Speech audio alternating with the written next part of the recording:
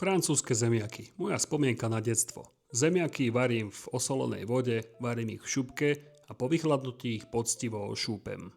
Biele tofu si nakrájam na plátky, rozostriem ho po tanieri a posolím ho čiernou solou kalan namak. Tá dodá tofu takú typickú vajcovú chuť. Cesnačku si taktiež nakrájam na plátky a rovnako aj zemiaky.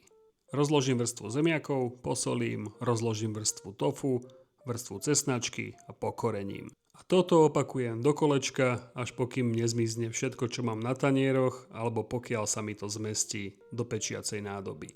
Ja si sem tam musím pomôcť a všetko musím poriadne potlačiť.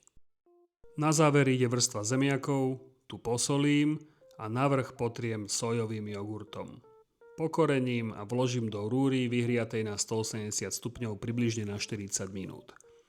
Po 40 minútach vytiahnem z rúry, nechám vychladnúť a môže sa podávať. Dobrú chuť a samozrejme, Nie ste zvieratka.